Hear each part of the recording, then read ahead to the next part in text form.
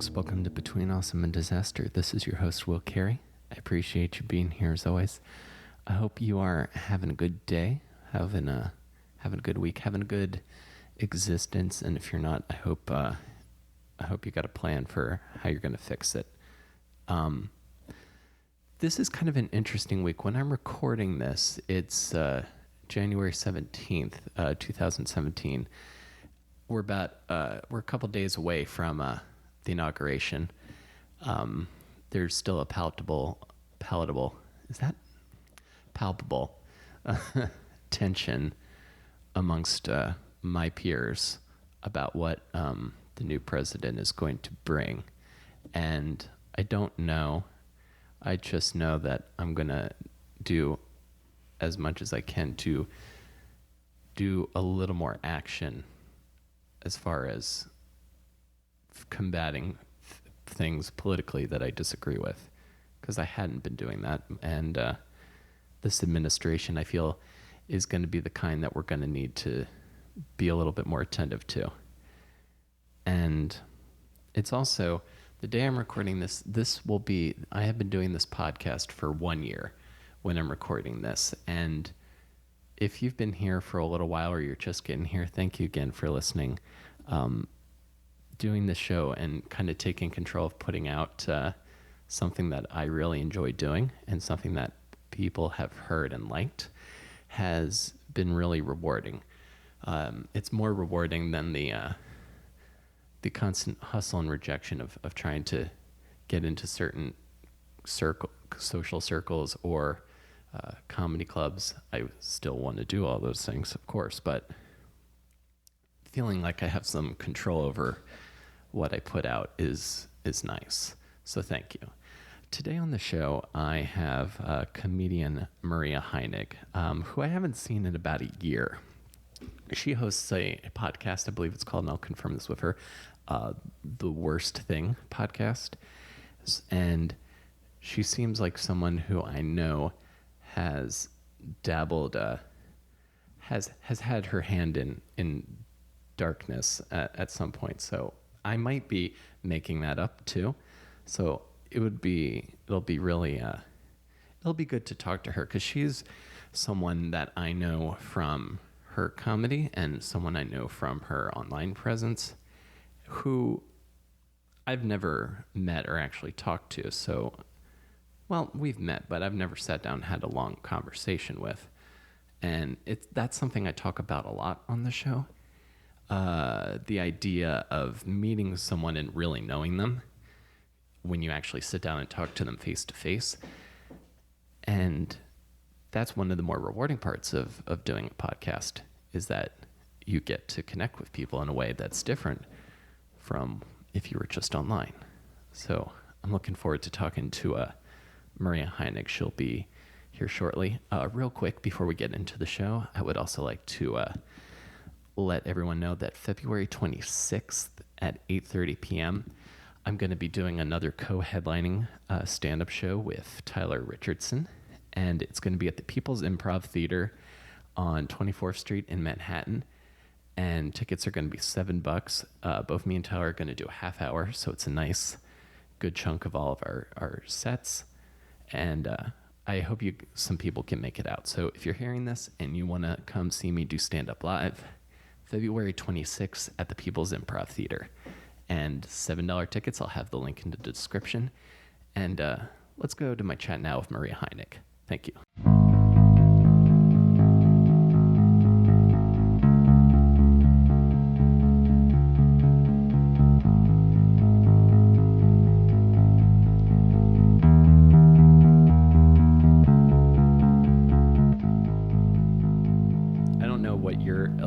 Experience with radio is, but I rode the school bus from 6th grade to 12th grade because I didn't get my license until late.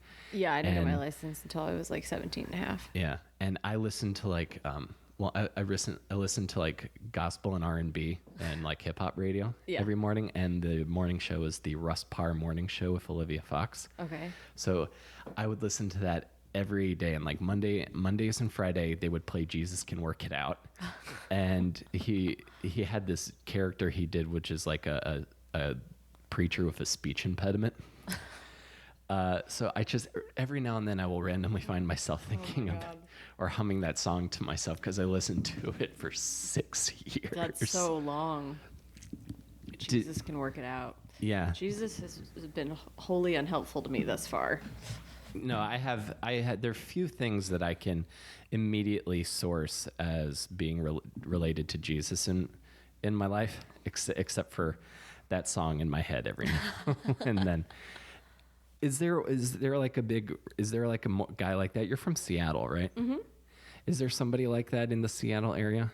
Do you mean like religious, or do you mean like a radio DJ? Like a prominent like local DJ. I mean, the people that I think of are, from when I was a kid, of course, because I don't live there anymore, and by the time I like had my own car and I was in college, I was listening, to mixtapes that I had made, and absolutely, and and then you had iPod technology and all that stuff. So I would say I listened to Dr. Laura Schlesinger with my dad, who has since turned out to be kind of a horrible person, I guess. I can't even tell you what kind of slanderous things she has done or said, but I just remember reading. I think she said something like horrifically racist recently, and like said black people have like made their beds or something, just equally deplorable. Right. It might not be racist. It might be like sexist. I can't remember. Anyway, it was just something real bad. But she did give a lot of good logical advice from what I recall as a child listening to it. People would call in, and she's a psychologist or a psychiatrist or something, and basically doctor fill them over the phone. What was her name again? Dr. Laura? Dr. Laura Schlesinger. I wonder, you just reminded me of this. There was an episode of Celebrity Deathmatch. Okay, yeah. Where Ellen DeGeneres fought a Dr. Laura. Like she's Dr. Laura. Oh, she is Dr. Laura. Yeah. Okay, so she called because I think she also got in trouble because she said that she might have said something gay related. She said that, and I'm butchering the exact quote, but the spirit of it is there. She said that like homosexuality is like the result of a biological disorder. Yes, that is probably what I'm thinking of that I have made either like about sexism or racism. I think that she said like that homosexuals are unnatural or something, just ridiculously outdated, where you're like, but you're a medical professional, like and beyond that, like you're a psychological professional. Like how can you practice, if you're in a field that's kind of centered around like helping people, how can you do that when you have shit like that clanging around in your head? Yeah, but then when you really think about it, when you think about the reality of the fact that we just all have tons of biases and beliefs and conspiracy theories like swirling around in our stupid noggins, like just because they have a fucking certificate and they've talked to a bunch of people in a professional setting, I did the air quotes, for 30, 40 years, whatever, it doesn't mean that they're not psychopaths. You know what I mean? Like, it doesn't mean that that there aren't, psychologists that are morons or that are sadistic or, that touch children or that are hateful towards, other races or, transsexuals or gay people. Or, I mean, it's just. Yeah, exactly. Everybody's they're just people. Exactly.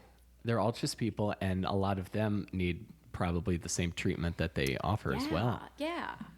And also a lot of them are super fucked up from all the things that they have to hear, from people. And I'm sure it slowly develops these weird rinds of, resentment towards, whatever they have to listen to that they can't solve in someone. And maybe, who knows? Right. But so I think of her, and then I think of Delilah. Do you know who Delilah is? No. Maria Bamford does a bit about her. Hi, I'm Delilah. And, 107.1 or 106.9. She's a real that classic morning soft radio voice. She's late night. She's late night. Yeah, yes. She's just playing those soft hits to get you through your bleak marriage. That's the voice is dead on. That's great. Thanks a lot. I've had a lot of time to practice it.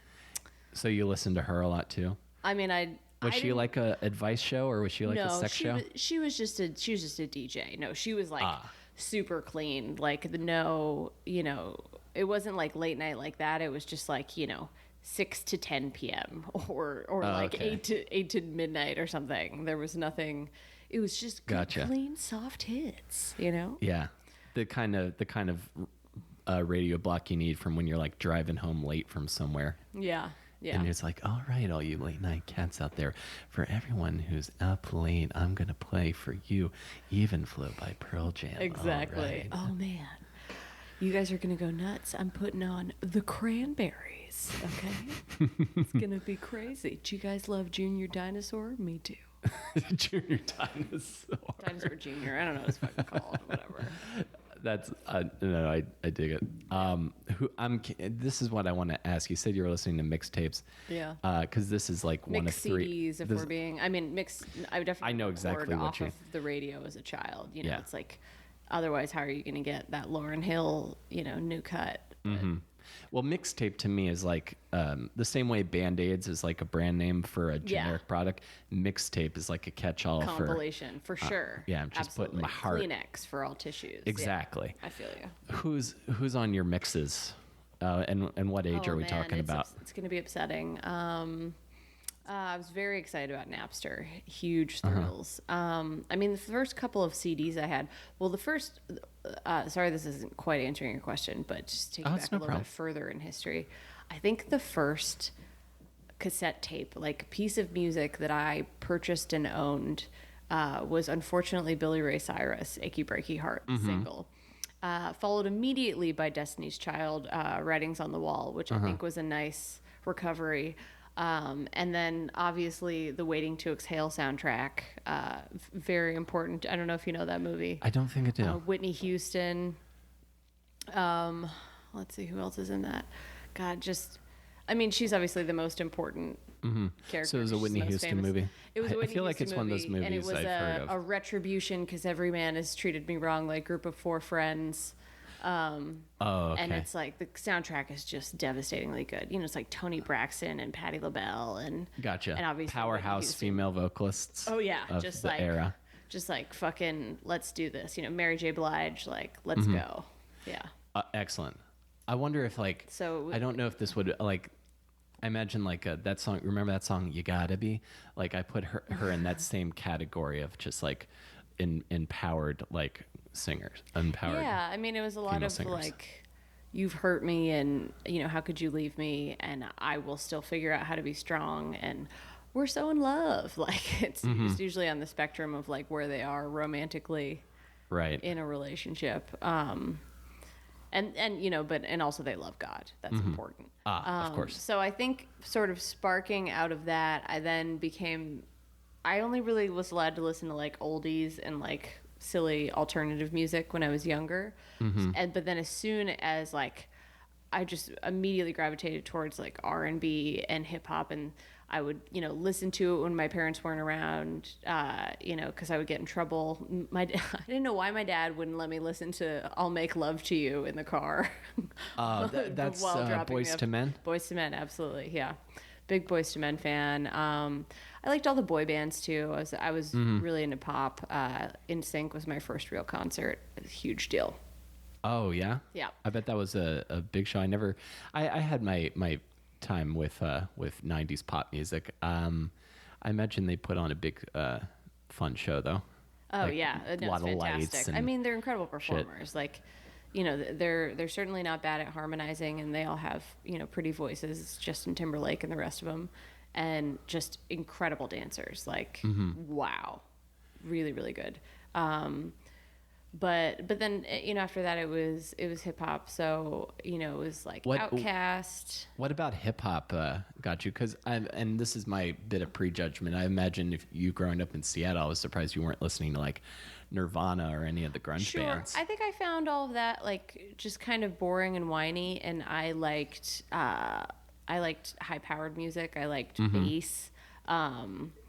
Oh yeah, just like feeling like bomb. Yeah, and I had listened to enough like Nirvana and Pearl Jam and all of that whiny music just by proxy of living in Seattle. So it just like just kind of always it just there. didn't speak to me. It's like, yeah, I fucking know that's there. Like whatever. Like let's get to this jazzy shit. So I think I just always liked the beats. I always liked the energy of that music. Yeah. So you were responding to like the drums or like the bass line.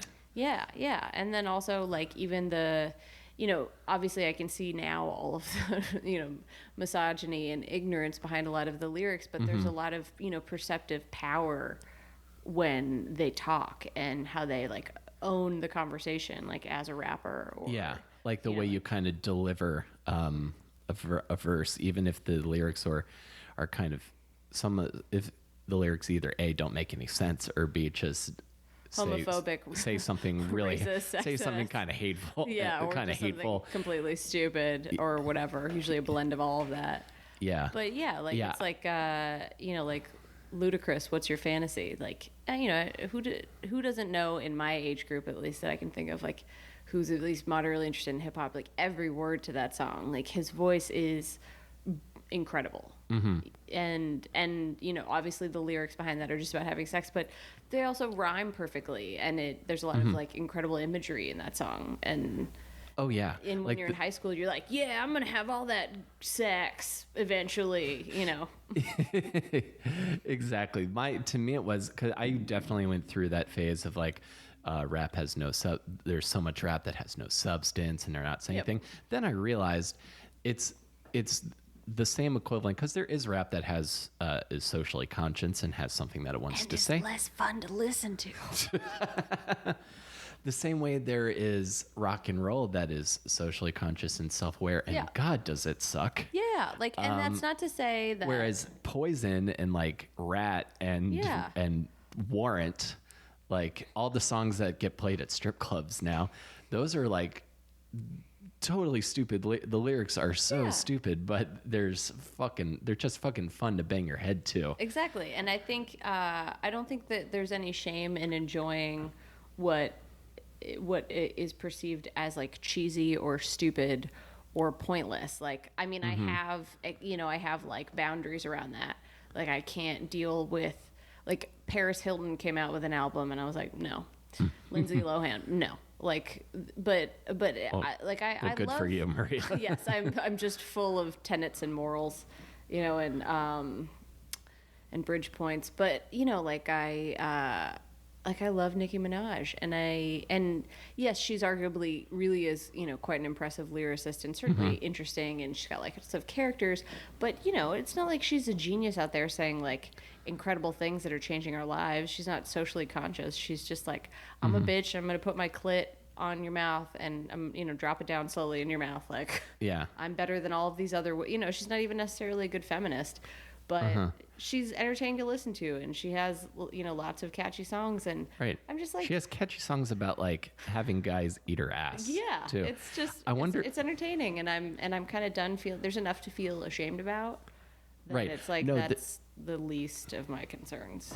I know exactly what you mean. There is not enough value placed on on non-serious and entertainment like music or what have you, because life is such a escapism. Because life is a sometimes I feel like life is a never-ending shit show. It's that like everything is so fucked on a global scale, and I know most people are just saying that right now just because of Trump, but I think it's just like, it's like when you have a couple of things to be bummed out about in your life, and then something else terrible happens, and then it makes you focus in on all of the terrible things that are in your peripheral more so because you're bummed out about that really current thing. Yes. So it just brings all the shit up to the surface, and I really think that that's kind of what he did to America, is he's like, oh, you thought it was bad? I'll show you bad. Like, exactly. I'm the president now, Yeah. Yeah, you thought your life is hard? I'm probably going to make it a lot harder. And by probably, I mean definitely. Yeah. We can just hope that he doesn't last that long. Yeah, I mean, I hope he won't. I mean, hope he won't. Even if he doesn't, though, then it's Mike Pence, which is like not better. Yeah. I mean, at least Mike Pence is a politician. So there's like some saving grace around literally only that fact. Everything else about him is a nightmare. I mean, he's a complete homophobe, and he doesn't support, he wants to completely defund Planned Parenthood. Like, that was one of his main goals. Right. Which is atrocious. Eternal piece of shit. Yeah. I mean, they all are. It's just, it's just. I really think we should set the earth on fire and start over. And I'm willing to sacrifice myself in that. Oh yeah. Yes. Just do like a burn it down for the insurance money, and then we'll you gotta burn the whole motherfucker over. Give the planet back to the animals. Yeah. We need like an extinction level event, because I've been talking about this a lot, and we don't have to go down this rabbit hole too far if we don't. But I don't care. I was talking to Chris Calogero, and we started talking about like the world after like the apocalypse, like your Walking Dead, Mad Max, Akira, kind of world, and just like the sort of like occasional need for a hard reset for for the world, like when your computer fucks up and you're not supposed to turn it off by hitting the power button, but you do anyway. But you just need to, because that's your option at that point. That, I mean, especially when I read about like or not even, I mean, I had an ex that told me a lot of things about just the sadness of things going on in Africa, because he was a doctor there for a couple of years in a war zone. And he was and I won't even say what the story is, because it's just like too sad, and I don't want to like eject all of your listeners with the sadness. I know you're all like now kind of curious, but trust me, you're not curious. I wish I could remove this image from my head. But he was telling a story of, I'll tell like the more tepid thing. Sure. He was telling his friend who was a doctor in the Congo, and he was not in the Congo. He was in the Sudan, I think. I can't remember. He was in one of those sad places. Let's put it like that. Okay. He was in Darfur at one point. But he was telling her that these women would come in, and it was in a Muslim region, and they would so he worked in the ER, and so they would regularly come in. This was like a normal thing. She'd come in and she'd be like, "Oh, my ear really hurts," and they have to do this checklist of other things to ask them about, because it can help them figure out what the source of like why their ear hurts, or whatever might be linked to something else on their body. But also they just have to kind of do general checkups for people that come into the ER to make sure they don't have any other big problems, that need to be addressed, but they don't realize it, blah, blah. And so he'll go through the list, and one of the questions is, like, have you ever been raped? And she's like, oh yeah, I get gang raped every day by my neighbor and his 5 brothers. Literally, so told that. And she's like, but my ear really hurts. It's like a fucking ear infection.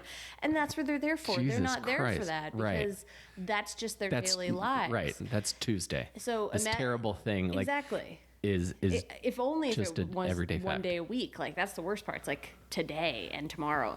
But he told this to his friend in the Congo, and she goes, so what? And then told him a far more horrific story, the one I won't recount. And you're like, yeah, no, actually, I would take the other thing. I prefer that. Like, that's how. So, right. So a lot of times. So he's seen like the true darkness of humans. Oh yeah, when you hear about that, well, and I mean, you could just go with this. Like, I think it's something crazy. Like, it's either every 7 or every 45, and I realize those are 2 very different numbers, but still horrific. It's either every 7 minutes or every 45 minutes a woman is raped in the Congo. Like, that's such a crazy statistic. Yeah, like, it's insane. Like, unimaginable. And so you think about that, and you're like, yeah, no, we need to start over. Like, it's time. It's time for a hard reboot, as you said. I know, because there sometimes seems like when you hear something that horrific, what else do you do? There's no step 1 for how you stop that. Right. Well, unless you're just going to go like full on Arnold Schwarzenegger and Predator and just start. Well, and I mean, yeah, and you can go there, but and you go down this path of like, what charity do I donate to? Do I need to like go back to school and become a nurse and dedicate my life to, relief in Africa? And then you remember that you're a woman, and it's probably a bad idea if you go there. And then you remember that trying to help people not get raped is not actually the way to save the world. To save the world is to be in a world where, we raise people not to conceptually feel socialized. Right. That, rape is an option for them for acquiring the things that they want, that they want for power reasons or sexually or whatever. Yeah, exactly. And then when you think about that, it's just like, it's like, fuck everything. Like, right. Because that can take like a generation. It could take far more than that. Because think about like even the people that are like, I'm a descendant of Holocaust survivors. I was going to ask you about your folks. How? Yeah. What's up with them? My dad's side of the family, he's one of 10 kids, and my grandfather escaped during the Holocaust. He was in Austria, and a Jew, but they were living as Gentiles. Okay, so like non-practicing. Right. Okay. And so like he came over here, and I think he just always went to like Catholic or Episcopalian church. And he met my grandmother in Brooklyn. My grandfather was a doctor, and she was a nurse, and she cornered him in the morgue, and was like, she had seen him already, and she was like, I'm gonna make him my husband. And like, can you imagine So then that she's I'm like, the descendant of that woman in the morgue. Yeah, that's where he was, and she needed to make her move before another nurse got in there. And just imagine like boppy, like 30s jazz playing in the morgue. I can't imagine my grandmother being very fun. I think she was more trying to get business done. But but they got married, and they had 10 kids, and then they moved upstate, where he became like the town anesthesiologist, and then he did some general practitioner. And then my mom is from Irish English folk, also upstate. And my mom and dad actually went to high school together, and they dated. Oh, cool. And then they broke up, and then they circled back like 12 years later. Oh, wow. Longer, actually, I think maybe like 14 years later. Yeah. Huh. And then when my brother and his wife got married, I have two brothers. They dated for like 4 years, and then he proposed to her. And my parents were like, we just think that's crazy. We think that, maybe like a year tops, and then you propose. And I was like, you guys know that you have known each other since you were 15 years old. Yeah. Okay. Right. You have a lot of build up. There's a lot of past. So you think other people should do the exact opposite of what you did? Cool. Got it. Okay. Yeah. No, I can't even imagine. If you just meet someone and then like after a year, like, oh, all right, I'll sign up for Well, let's do it. a lifetime of this. It seems to be going well. This probably won't change in any major way. Yeah. No, yeah, it's just, and maybe it's because my parents got divorced, and like my dad left in kind of a fucked up way, but I'm real gun shy about that stuff. But it's something I think about a lot, and I hate to quote other more successful podcasts. But Mike DiStefano, when he did WTF, I think he was like in the first 100 episodes, he talked about how people with commitment issues are good people because once they make the commitment, they're there until they have to bury you. Yeah, I mean, it's and true. and he had HIV, and his wife did too. Yeah. So I would trust his opinion. Sure. On Yeah. that. So that's definitely something I always think about. Of like, when I commit to something, I have to make it work until literally the other party taps out or I die. Yeah. I think I said somewhere in the middle of that. Like I feel pretty ambivalent about marriage. Like my parents, my mom had a first marriage to her first husband, who she had my brothers with, and then they got a divorce. He was cheating on her with her best friend who lived next door, and then she and my dad reconnected. Like I'd say like 4 or 5 years later, or something like that. Or I don't know the exact timeline behind it, but anyway, yeah, like I'm not against getting married, but I don't really care about it. Like I think I think I'm more like, if the other person wants to get married, we can get married, but it just really doesn't make, you're either committed to someone or you aren't. Like if it's on paper, like I just don't see what difference that really makes. You're not that classic romantic comedy woman who like has planned their wedding. I just rewatched The Wedding Planner like last week, and I was like, Jesus Christ, like fucking relax. Oh, which one is Jennifer that? Lopez, who is making such an amazing comeback dating Drake. Jesus Christ. Oh, she's dating Drake? Oh, wow, I didn't know that. I mean, she looks incredible. Everybody's been talking about that for a couple of years. Like how incredible she looks, and she's like, I would imagine so, pushing 50, I think. She's never drank, so her skin has never been dehydrated. So she looks amazing. She takes very good care of herself. I'm sure she's had all the surgeries they all have. Probably. But, who was really talking about her now that she did? I mean, it's such a good PR move. Yeah. Do you think that... I've heard her in so many Walgreens in the last 3 weeks. It's like, bitch, you did it. Good work. That's a really fascinating thing that you brought up, because I wonder if, and we can back, and I want to make sure I get back to you. Who cares? Do you think? Because I'm convinced that the sort of like clickbait sort of like need to be outrageous in order to get eyes on anything that you're doing, nature of media and entertainment online. I'm convinced that people do half the things they do so that people will talk about it. Like it's sure. like it's media manipulation. Like if I was like I mean, the media like Kanye is West always though. happens. Do you know what I mean? Oh, I'm sorry. What was that? The media is manipulation. Like, it's taking an experience that happens in the world and turning it into this, this permanent story that exists in the ether, documented in a particular way.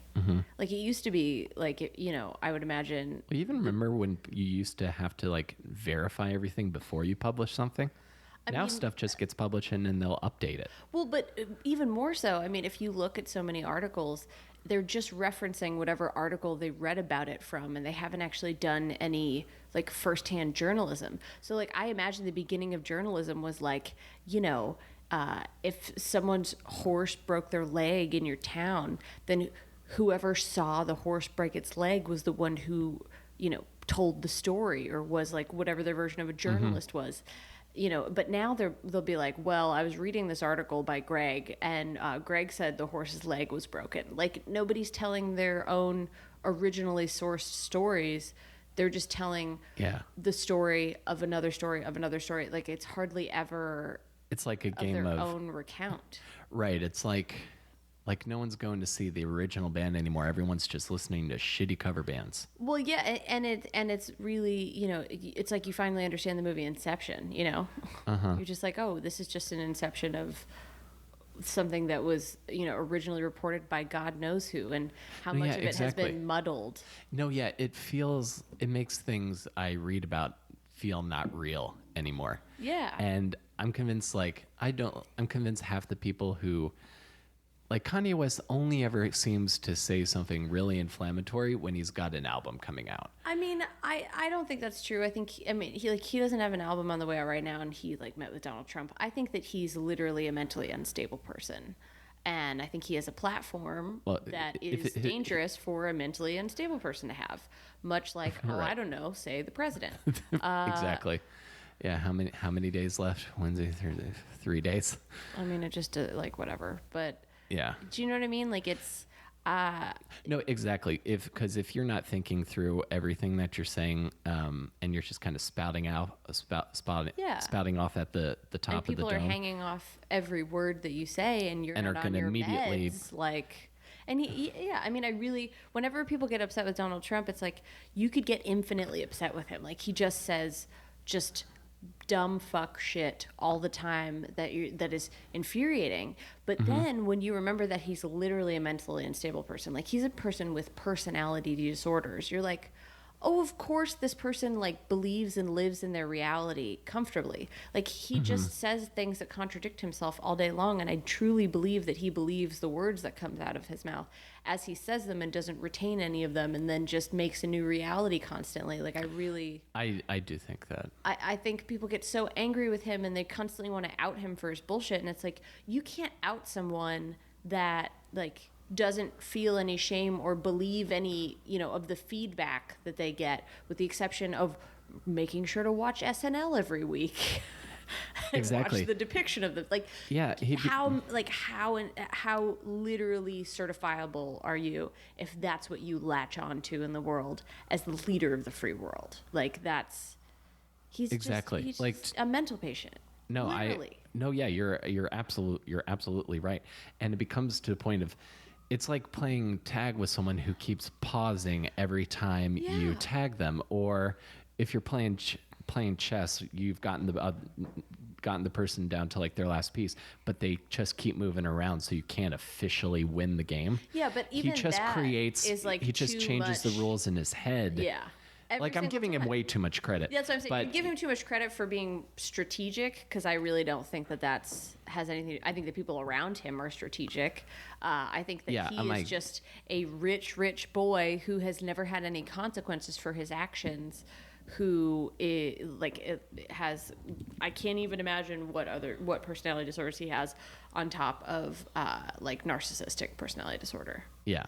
Like he's sort of, yeah, he's ill. Yeah, he's an ill person. And his mind is fucked. And yeah, and people are always so mad at him, and I'm mad at him. But yeah, trying to rationalize him is like, what a waste of time. Like, you can't connect with someone that's not socially capable of connecting and understanding, like, cause and effect. And I don't think he does. No, I don't think he does either. Wrong. Like, anyone that's like, that's their like go-to for criticism is like, that's not a defense. Like, or that's not countering anything. Mm-hmm. That's you being like, I would be surprised to find out that he even has like a moderate IQ. Yeah, no, that wouldn't surprise me at all. Yeah. Yeah, because he just kind of, he has the demeanor of someone who doesn't. He has the demeanor of someone who just is just impulsive. Acts like a crazy person. He's orange and everyone else has successfully in Hollywood managed to get hair plugs, and yet he looks like that on purpose. Like, there's just so many confusing elements, and he has like a 12-year-old's concept of women. Like, he's like, yeah, look at that, big tittied blonde. She's gonna be my girlfriend. Oh, she's attractive. She'll want to date me because my dad gave me a bunch of money. Like, did you see how angry he got during that first debate when she brought up that his dad gave him $14 million to like start his businesses? Yeah.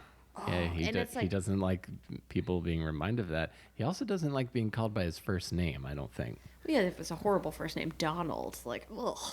Yeah. Like, who wants to be Donald Duck? Like, come on. Yeah, exactly. I mean, I'm he sure looks like his name. He looks like Donald Trump. You know what I mean? Just like a giant piece of shit. Yeah, exactly. In an oversized suit. So, I'm okay. So, yeah. So you're in Seattle and you're into hip hop. What's the goal?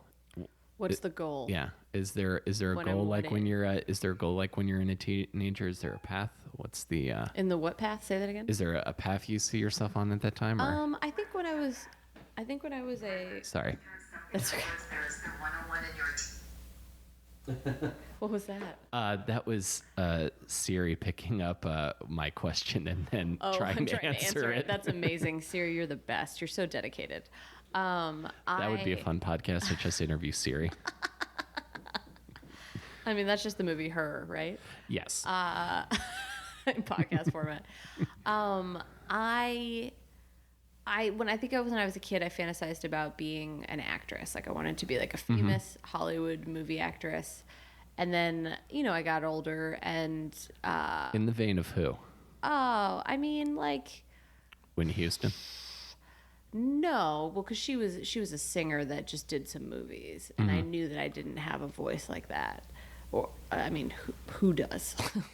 Just Whitney Houston. Yeah, I mean, yeah, like 4 people. Yeah. And 3 of them are Whitney Houston.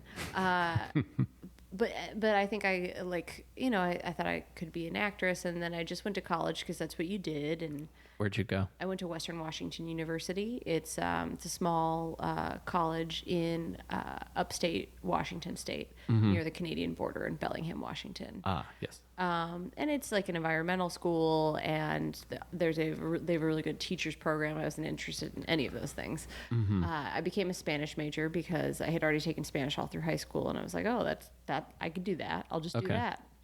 So I did that, and I studied anthropology, and I just think I didn't really know exactly what I wanted to do. I definitely thought about being a flight attendant for a little while. I was like, oh, because you can, over time, like if you are a flight attendant for years and years and you build up a tenure, you can make like around 6 figures later in your life, like when in your 40s, 50s. Oh, wow. If you do it for 20, 30 years. Like, and you're, with like a good, bigger company. Like a Pan Am kind of thing. Yeah, and I had a couple of like friends whose moms had done that and were making really good money after a long time of making really shit money. But then I just thought about like waiting on people that I knew over the years, like running into them on flights, and I just have too much pride. Yeah. So I lost interest in that pretty quickly from when I realized that I'd have to get Cokes for assholes.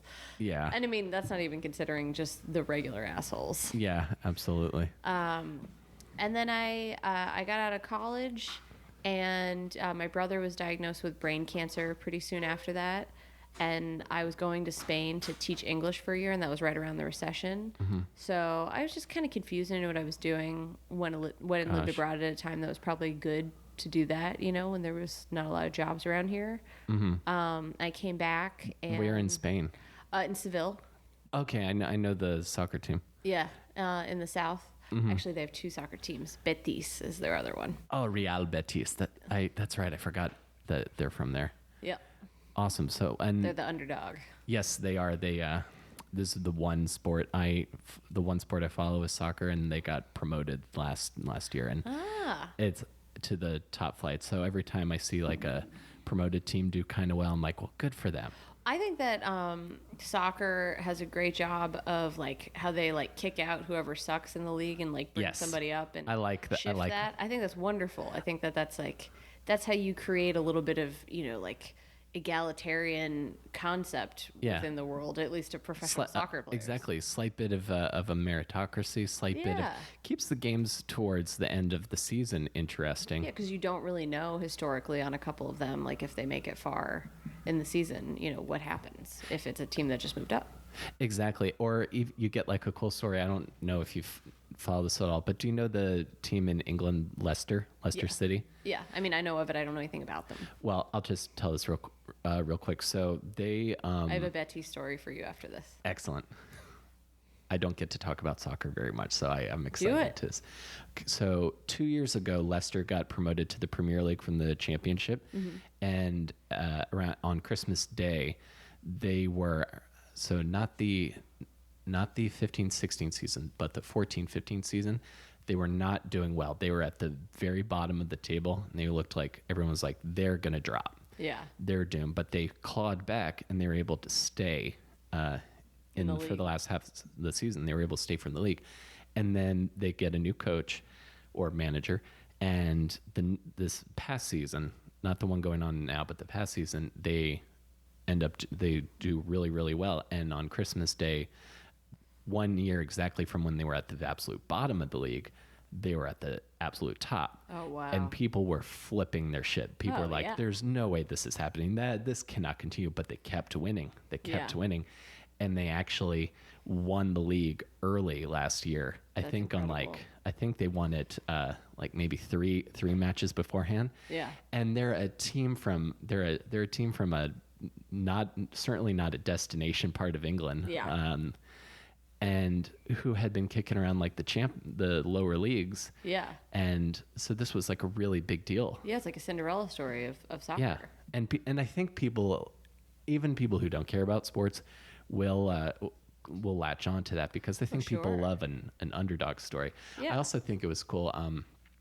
I read that their coach, every time they kept a clean sheet, like didn't let any goals, they let the team have pizza. Oh, well, how good of them. Because if you're a professional athlete, I think you have a pretty strict diet. So I thought that was cute. It seemed like something my coach when I was in 5th grade playing soccer would do. That's the most hilarious part about it. They're like, we'll pay $20 for you. But they do have, or at least some of them have very strict diets, but so many of them are so genetically gifted to look like that. And then if you think about the fact that, you know, during league games, they're running like 7 miles per game. Yeah.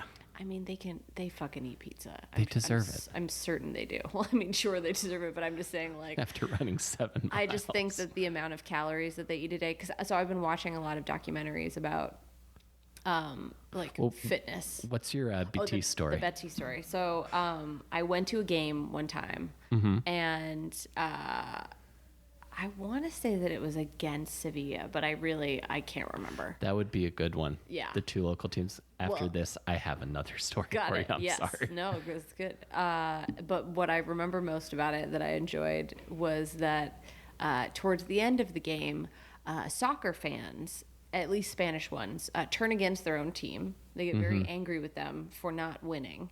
And then they just start telling their own team, the members of them, what faggots they are, and that they would like to come on their mothers, and like things of that nature. And I just thought that was so incredible right. that they were such diehard fans that they would just gouge out the eyes of the people they cared so much about emotionally. Oh yes, they will, and they will do the same to out to anybody when they lose. This is. Oh yeah, no. The first half is obviously, they want to cover everyone's the faces optimistic. of everyone else's mothers, like in the opposing team's mothers. But then, it's like if their team doesn't come through, it's like, well, I'm going to come in your mom's face then. Exactly. It's like I cannot victory come on the opposing team's mother, so I will hate come on you. Exactly.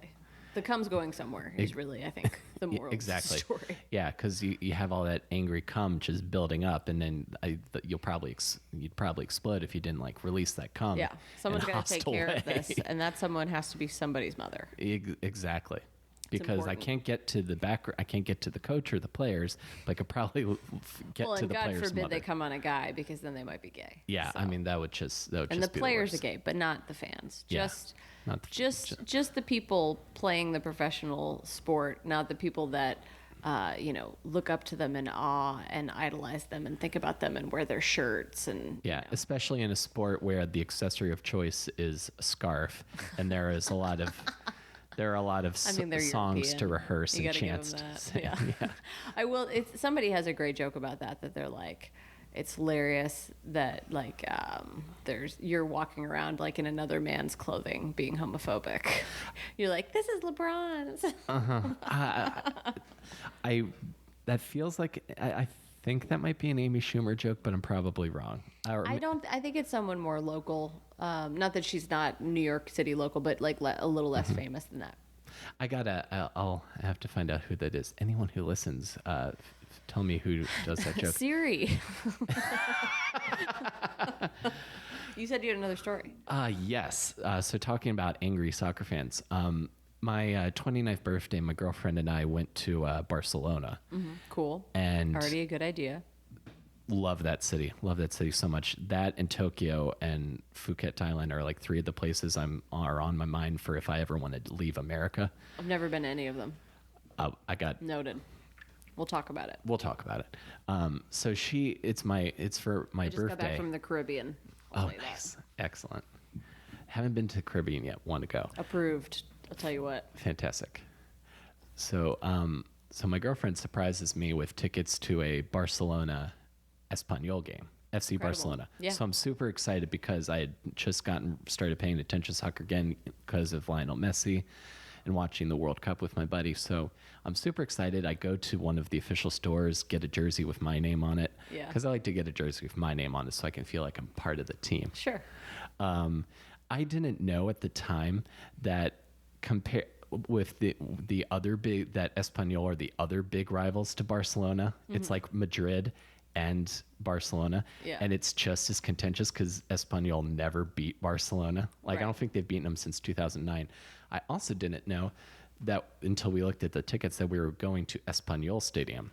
So we were the away fans. Yeah. And as we're walking up to the stadium, I think it's the Power 8 Stadium, I see like 20 police vans and maybe like 30 police in like full-on riot gear with semi-automatic weapons, and I'm getting like terrifying. I'm picking up on the vibe of people around us because I've got my Barcelona jersey on and she's got a t-shirt on, and we're suddenly like, oh, I think we need to change. So we duck into their gift shop and get Espanyol shirts and then go watch the game, and Barcelona beat Espanyol 2-0. Messi scores, Neymar scores. I'm being quiet because everyone in the section I'm in is furious. Yeah. So we wait for everyone to leave, and then how did you curb all of your excitement, like during the game? I just sort of was like oh, I just kind of went. I just kind of went, just a little peep. I was easily drowned out. And there's like the guy who like storms out and then comes back. So we wait a good amount of time for people to leave so that we could put our shirts back on and then take a picture with the scoreboard. And then we go to walk out, and a woman with her family, like her kids, sees us as we're walking out the stairs. And you know exactly where this goes. She gets furious. She starts calling my girlfriend a whore. She calls her a Barca puta. Yeah. And as we are going down the stairs, this guy's like walking behind me, trying to like rip my jersey off of my back. And I don't want to start a fight in a foreign country where I don't speak the language.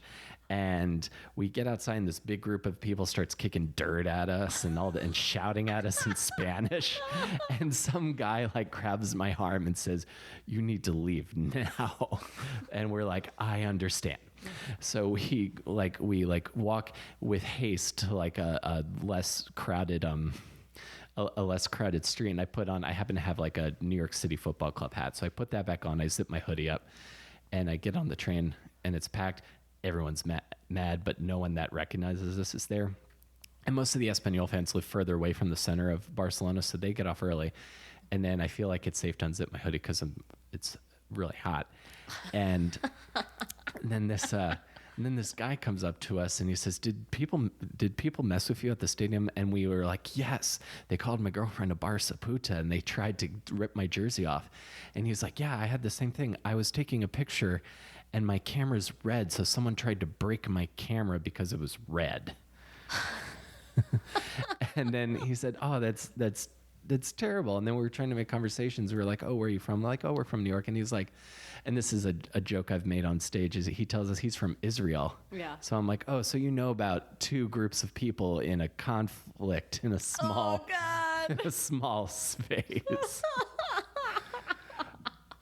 It was the scariest thing I'd ever been through until the next week when we were in Istanbul and I had to walk through police checkpoints because it was Labor Day and the government had shut the city down and they were not letting, and protesters were being shot with rubber bullets. God. Makes you miss that stadium. Yeah. Well, if I go back and I want to go back, I'm going to go to the Camp Nou next time. It was now I'm kind of it's like a fun story, but I thought I was gonna die. Yeah, that's terrifying. The idea that someone, like, it's one thing to like call your girlfriend a whore, you know, like throwing words is one level, but the idea that someone was touching you and like trying to like take something off of you is like psychotic. Right, like physically, like putting his his hands on me, and the life I live, I don't have a lot of people being handsy with me very often, so it's like, well, it's New York, you don't fucking touch people unless you absolutely have to. Yeah, so it's like, and I'm not, and again, knowing like if I turn around and push this guy and he falls, then I'm going to end up in a Spanish prison where I don't speak the language and wearing the wrong jersey. It's like, I'm probably only gets worse and just watch worse. And you get put in the clink and they're like, Espanol. Yeah, they like, I still have the Barcelona shirt, and then it just, and then it's like never the right jersey depending on your crowd. Exactly, and then it just cuts to me like on the ground, the fetal position, just like saying Espanol over and over again. There's a book that you would probably really like that I remember seeing in Barnes & Noble way back in the day, and it was tracking the history of the world via soccer. Oh, really? Yeah, and it sort of like led to what apparently is a pretty impressive explanation of why people are so tied to soccer teams and why they're psychopaths on a level far beyond any other sport. Because for a lot of them, it's like the only hope that impoverished communities have. Oh, yeah. And they have so much history compared to, like if you love the Broncos, like that's because your dad moved there with your mom like 40 years ago. And you know what I mean? Like they don't have like hundreds of years of history behind it and passed down in their families. And like that's, if there's anything about who you are, it's that, or whatever. But, exactly. And also tied into pride and community and all that stuff. Yeah. I know exactly that sport in particular runs so deep. Like, a couple months ago, that Brazilian soccer team who died in that plane crash on their way to play in a big like South American final. Yeah. The entire world was paying tribute to that team. The team they were going to play said, give them the title and other teams were saying they should be immune from relegation for 3 years. And like Ronaldinho, like a legend, is offering to play for them for free. Yeah. Like if I don't know. Like I have a feeling, I just don't feel like if the New England Patriots suffered any kind of major tragedy that the football community would come together to help them. I don't think the Patriots are the best example. Why don't you pick someone like, okay, like, I don't know. Like the Houston Texans or like I think people could rally Vikings, around the, or like the Packers. Actually, the Packers. I think people could rally around the Packers. I think everyone agrees, even if you have another team, that the Packers are they're good in my book. They're good in your book. Well, I mean, not whatever their rival is. If you're a fucking Packers fan, then you hate whatever the other thing is around there. Exactly. So you were in Spain, and so I'm imagining. So you're in a foreign country teaching English, and you're dealing with your brother's cancer diagnosis. Yeah. So I gotta imagine that you're kind of in a fucked up place. Yeah, I mean, the way that he found out that he had cancer was he got in a car crash because cancer that was in his brain that he didn't obviously know was there grew to a size that it caused him to have a seizure while he was driving. And Jesus. He drove into a Shell gas station. I mean, unconscious, obviously, at the time. He lost control of the vehicle and it drove into a Shell gas station, ran over a blind woman and killed her. Good no. And so the last thing he remembered, his head was turned to the left and he wasn't in control of it. And the next thing he remembered, he was being pulled out of a totaled car by medics. And then they took him to the hospital and they're like, oh, you had a seizure because you have cancer. And he was like, oh, good. Oh, shit. And they're like, oh, and you killed someone. But really, and when he told that to me, he's like, I killed someone. And I was like, you didn't kill someone. Your car killed someone. Yeah. He's not responsible for that. There's literally nothing he could That's do a bad day. to prevent it. It is a terrible day. And what they did, he and his wife did do a very nice thing though, is they obviously had insurance on their car, and the insurance company tried to pay out less than the maximum benefit to the blind widow of this blind woman. They tried to lowball her, or to try to lowball him for her death. And so they went back and appealed it from their side as the drivers, and they said, no, we pay for this insurance. You will give them the maximum. You give them it was like $50,000. It wasn't even like a ton of money. And they're like, what's wrong with you? Yeah. So, they did what they could in a, terrible situation. Yeah. Making the best out of just pure shit. Yeah. And then that happened like a month, it happened a couple of days before I was supposed to fly out to Spain. And then he had a craniotomy where they tried to remove a bunch of the cancer, and they were successful, but then of course it grew back because it's cancer. And then he did chemo later. And my brother and my sister-in-law were just like, listen, you should still go to Spain. They didn't actually tell me how long his prognosis was, which was 3 years. I don't know that I would have gone if I had known that. It was a great experience and I'm glad I went, but I just didn't have all the information. Sure. When I got back, my mom mentioned the 3-year thing and I was like, what? Wait. Oh yeah. When do you know that? When did you know that? And she was like, you knew that. And I was like, no, I'm pretty sure I would have remembered that. But I left for 9 months and I came back in July. I found a job working at a law firm in Seattle. And then, and actually one of the partners of that law firm, her husband is the drummer in Mudhoney, Dan Peters. What's up, Dan? He's such a good dude. Nice. And he was in Nirvana for like a minute, but he wasn't hardcore enough. So exactly. Yeah, I've heard that name. Yeah. He's awesome. He's an incredible drummer. Oh my God, I've seen him live. It's just like, you're like, oh wow, this is what you do. Wow. But and then Gabe passed away. That was my brother. February 2010. So I got back in July, and then he lived for, what is that, like 7 more months. And that was like, it'll be the 7-year anniversary of that, February 9th. It was crazy. It was, he was like, so he was born in 1974. So he was just about to turn 35. His birthday's in March. So like February to March is like a real kind of hard time for me. Every year I have some form of a breakdown. last year was definitely the best that I handled it. I was in therapy, and I made sure to schedule a little mini vacation with my friend Claudia Kogan. You might know her. She's a stand-up.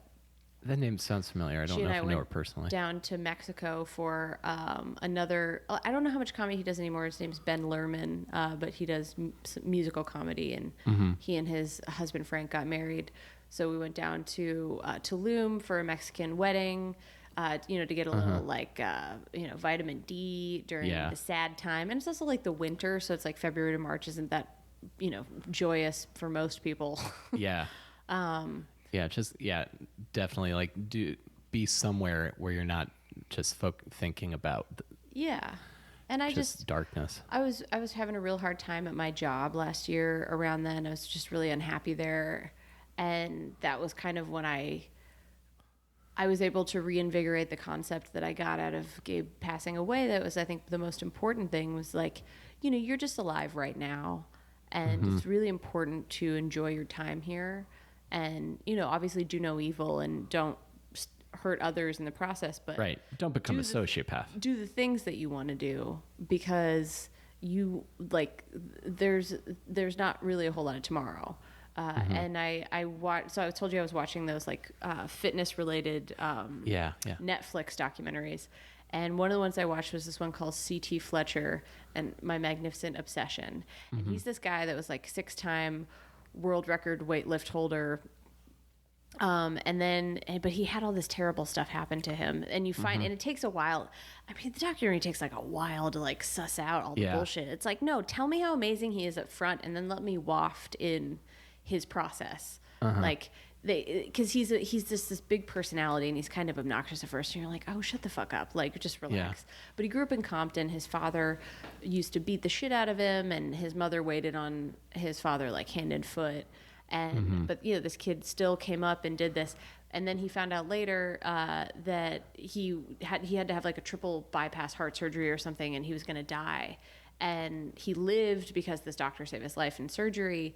And he thought he would never exercise again, and he was so sad. And then he came to realize that he could exercise, that he just had to change his nutrition, and that not all doctors knew what they were talking about at that juncture, because it was the 80s, and they were still really confused about modern fitness and et cetera, and what was safe for your heart. And right. But he's since opened his own gym, which has always been the thing that he wanted to do with his legacy.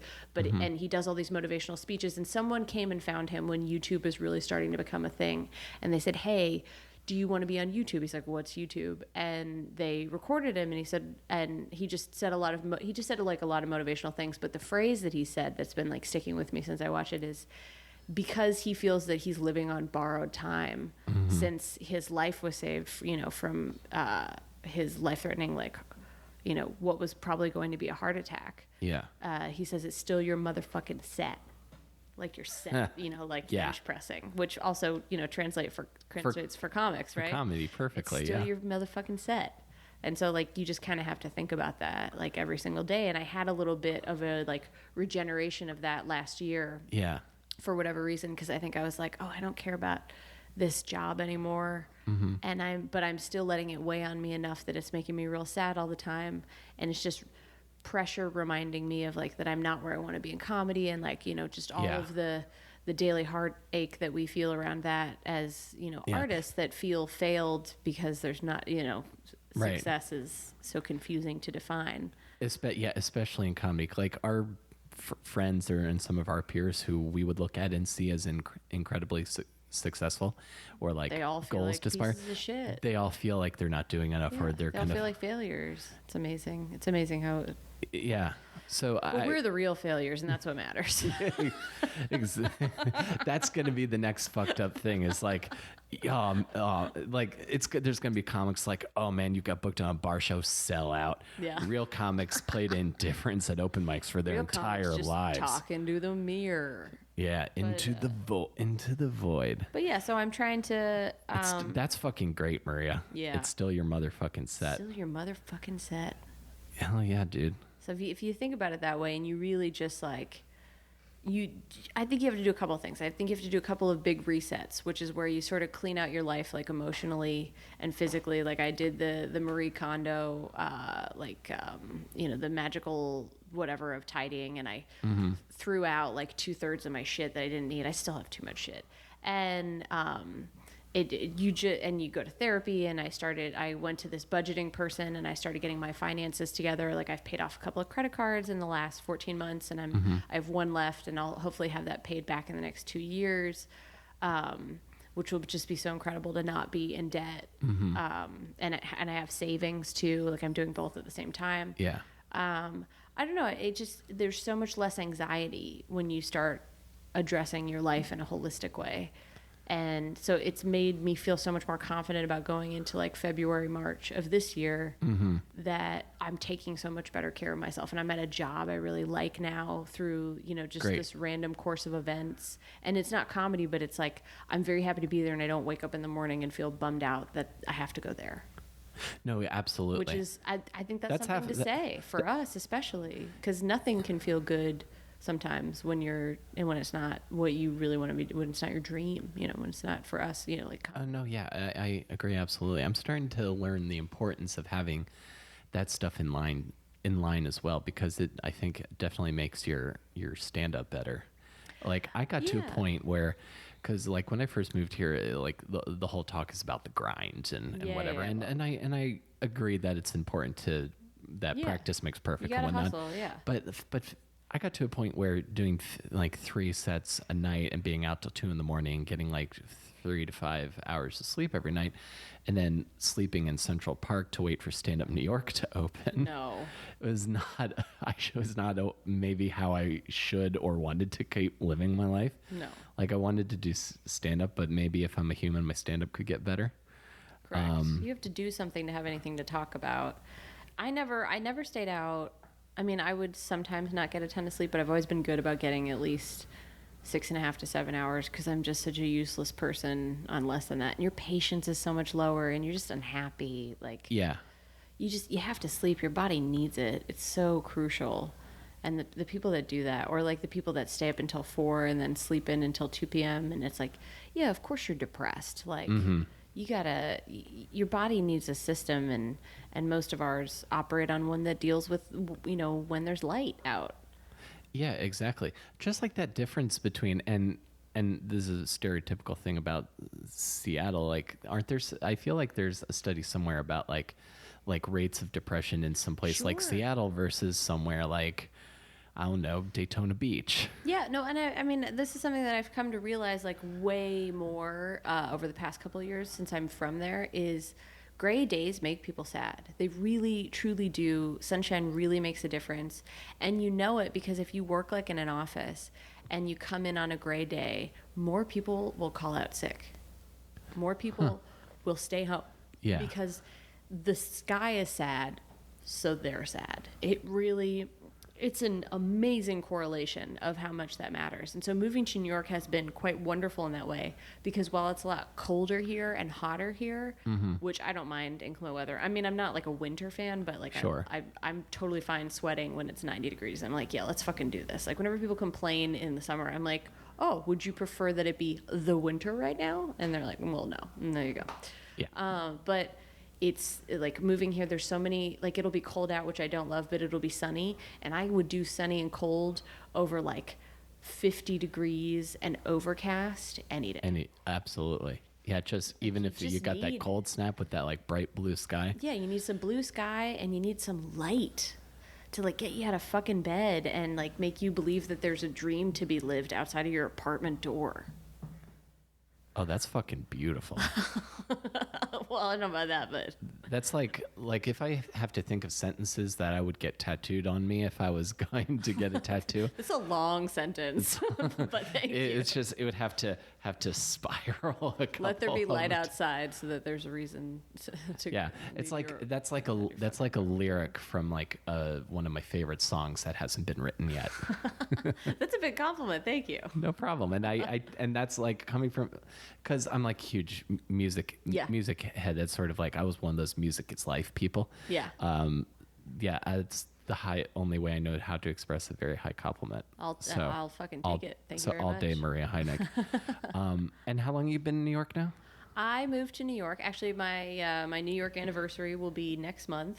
Or sorry, not next month. Next week, January 23rd, 2012. I moved to New York. I lived in New York when I was little. My parents are from here. My dad's from Brooklyn. My mom's from upstate.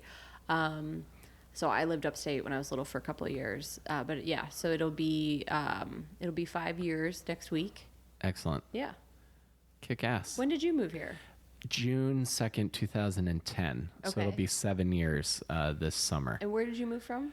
Maryland. Okay. I'm from the boonies in Maryland, but I lived and went to college outside of Baltimore. Okay, cool. In Towson. How old are you? I'm 30. Okay. What was I going to ask you about? Comedy. Omar Shockett. Yeah, I know him. I know him now. I think I moved before he. Oh, you moved before him, definitely, because he was in Seattle for a little while too. Yeah, I met him in New York. I didn't know I didn't know him when I was doing comedy in Baltimore. Yeah. But I met him later, and like we've hung out. Like when I would go back to headline, the big like booked show you that I guys started. Remind me a little bit of each other. Oh yeah. Yeah, in your disposition. Yeah, absolutely. I could see that. Just like very thoughtful, engaging, like interesting people that can shoot the shit. Well, thank you. I really appreciate that. Of course. That's makes me feel good to hear you say that, Maria. Oh, absolutely. And yeah, I got to talk to him too. I haven't seen him in a while. Yeah, he's running with like the Legion of Skanks guys, right? He was doing the tech for them. I don't know if he's doing it anymore. I haven't talked to him in a minute. He's a big Arsenal fan, so I want to talk to him. I could have him in and. Well, but he and his girlfriend they've been doing some cool stuff lately. Cool. And she's doing really well. And they made an awesome podcast together about her being half Japanese, and so they shot it in Japan. And cool! It's called Japandering. That's a documentary or a podcast? A web series. Web series. What's it called? Japandering. I gotta watch that. Yeah, you should. It's online. It's on YouTube. Oh, fantastic! I'm gonna check that out because I was in Tokyo for my 30th birthday and kind of I decided this year I'm going to become one of those guys who's really into Japanese culture, but trying not to feel creepy about it. Yeah. Have it not be an anime-based love. It's heading that way, but I'm trying to keep it a movie-based anime. Fair enough. Love. But to be fair, I went to the country first, and now I'm getting into the movie. Yeah. So that's how I'm gonna rationalize it. Her father is like he is a famous Japanese actor, or was at one point or something. Yeah. Oh, cool. And she's great too. Oh, she's great. Awesome. Anna. I should sit them both. I should try to get them both great. on. Yeah, for sure. Cool. This has been great. Yeah, this is so fun. Because you're someone that like I don't think I've seen you for like a year or so. Until I did your show, until you did my show, because I feel like we probably were running in slightly different circles. There's just so many different paths that your week or month can take in comedy that you can see someone 8 times or not see someone for 8 months. Right. So and this was good because like I feel like I'd only known you from being on stage. Sure. We had never like sat down and had a conversation. Yeah, I think we were just always friendly, but probably like never did like an extended shooting of the shit. Yeah. So I'm glad that we got to do that. Me too. You've got a podcast, right? Yeah, it's called The Worst Thing. It's on iTunes and Stitcher, and people come on and talk about like just kind of the worst thing that they've ever been through in their lives, like any kind of big sort of traumatic experience. Or like even if it's like a long-term thing, you know what I mean? Mm-hmm. Like people come on and talk about their eating disorders, or like if they've lost a family member, like a car crash. Yeah. One of my friends came on and talked about how she was seduced by the dad of the family she babysat for in high school, and that was how she lost her virginity. Oh man. So it's just like a huge gamut. I'm really into like dark shit and making light of it. No, that I think, and that's kind of what I tried to do on this podcast, and it's definitely what I do in my storytelling show.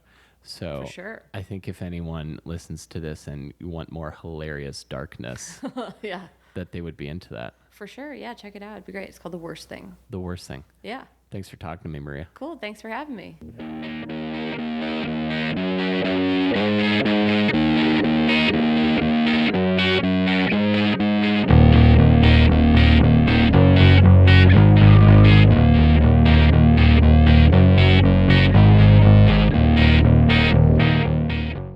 That was fucking great. I enjoyed the shit out of that conversation.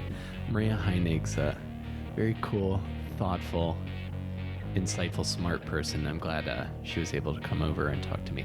Check out her podcast. I'll put a link in the description. And after we cut the mics off, I told Maria a story that I do in my one-man show, and she said, yeah, you're doing my podcast. So I'm excited to get to talk to her more. And so stay tuned for when I appear on Maria Heinegg's podcast. And as always, you can go to my website, willcarryusfunny.com, for any links to my stand-up dates, to my Twitter. If you want to subscribe and rate Between Awesome and Disaster on iTunes, it's incredibly helpful. So I would thank you very much for that. It has been kind of a wild year. It's going to be a wild 4 years, folks. And I think I've said this before, but the only way we're going to get through it is together. And I'm glad I'm together with you. Might be corny, but it's how I feel. And People's Improv Theater, February 26th, me and Tyler Richardson doing co-headlining half hours. So thank you guys again for listening, and I will see you next week between Awesome and Disaster. Take care, everyone.